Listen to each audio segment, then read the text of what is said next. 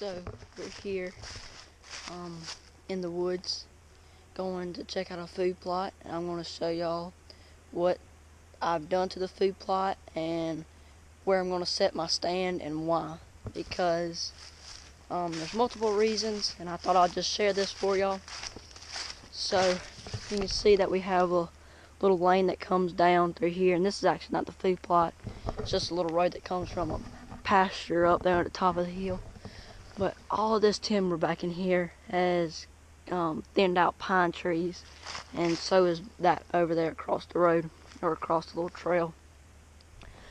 And I got a food plot back in here. It's not very big. It's about 30 yards wide and probably about 50 to 60 yards, or probably about 60 yards long at the most. I mean, not 60, but 50. So, the good thing about these pine trees being cut over like this is I can see down in these little lanes that they cut out. But I don't like them being cut over behind me here, because that doesn't give me as much cover when I'm up in the stand. So, but what I want to do is you see how these little oak saplings are popping up and all this brush is coming in here real nice? I want it to get as thick as it can in there. That way it's a good bedding area, and whenever I have bucks that are at the edge of the food plot or something, and I want to try to get them to come up there to me, then I can rattle or grunt.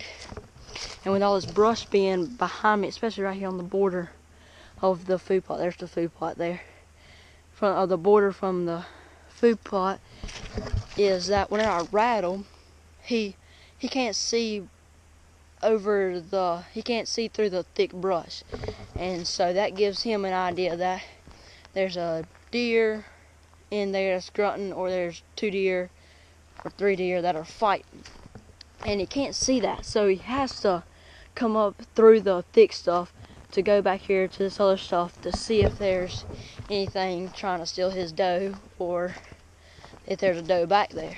So here's the food plot, and my stand's gonna be set up on this side, and I'll show you.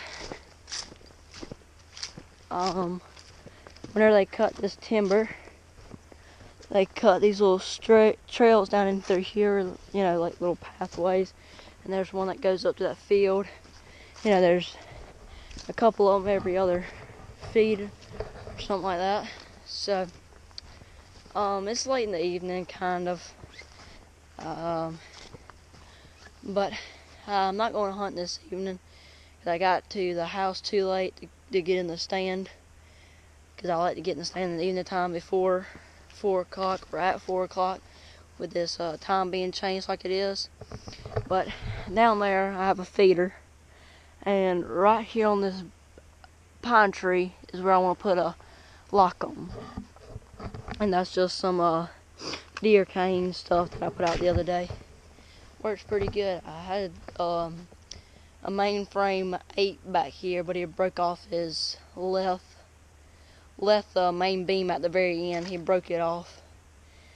But there was him and 2 does out here one night, or actually in the morning one time. But with this stuff being in the front of my stand, this kind of thicker stuff, if I'm up there 20 feet, then you can't really see me because all this thick stuff. Because I mean, the deer, like if a deer's like out here, but if a deer's like over on this hill or something, then it might can see me. It probably could. But the thing I was talking about with the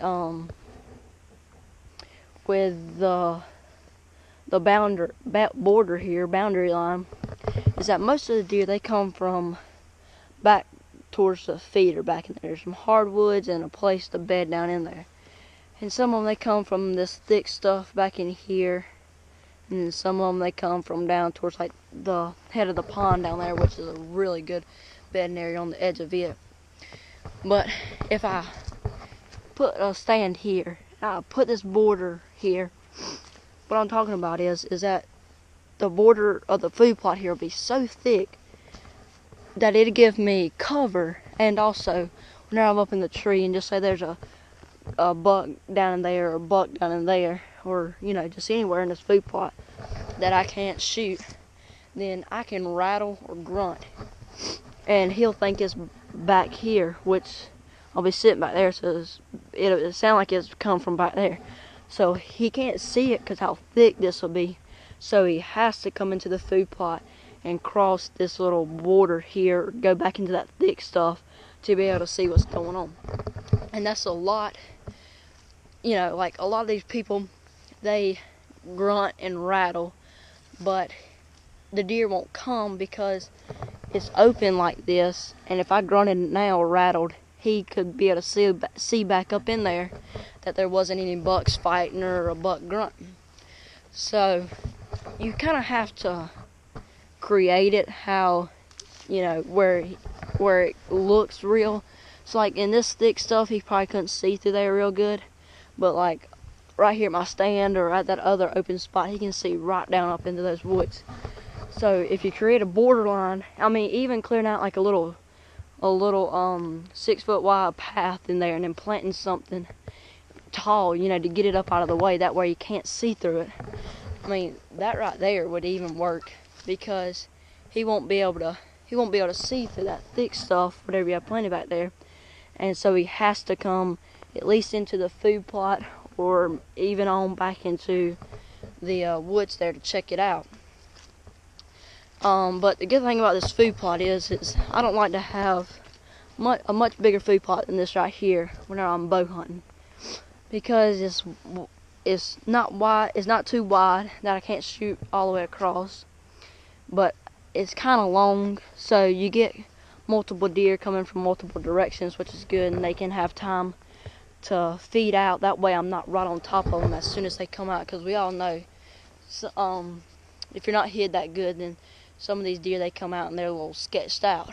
So, it's good to kind of have a little curve. I like to have a curve to my field. That way, if the deer come out in these corners, they'll feel safe and they'll go ahead and start feeding instead of looking up as soon as they come out. And they might see me up there. So, it's good for them to feel safe at first, and they just kind of, get safer and safer, and they feed on out to the middle.